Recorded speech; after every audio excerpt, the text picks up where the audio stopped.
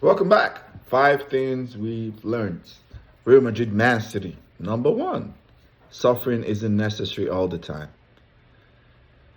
Madrid went through this spell, probably the whole game, almost both ties, where they spent a lot of time just trying to suffer, following the term, like some coaches, Ancelotti, Conte, Mourinho, they all say suffering is necessary sometimes, but not all the time.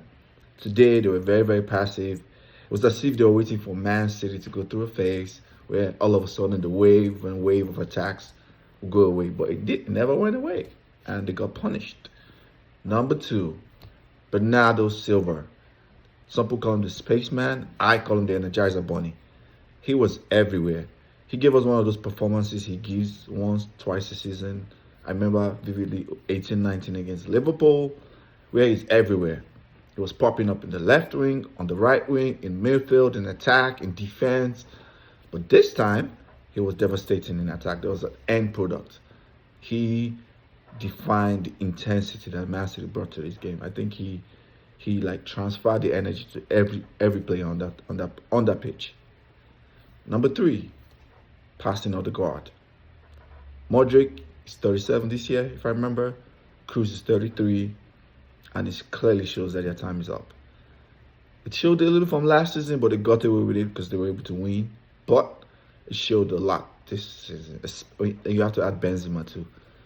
They looked well off the pace. They could not match the energy. They ran all over them.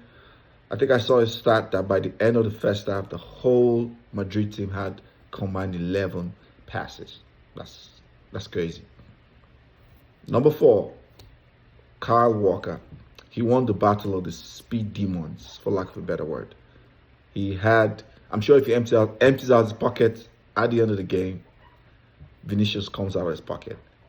I think they had only one time, one-on-one, and he handled it easily. But apart from that, he showed control. He was popping into midfield sometimes. There were times with him and John Stones were exchanged. He goes in midfield, John Stones goes at the back. He was passing well. He was, driving, attacking, supporting Bernardo Silva sometimes on the right. Number five, and the final one, control.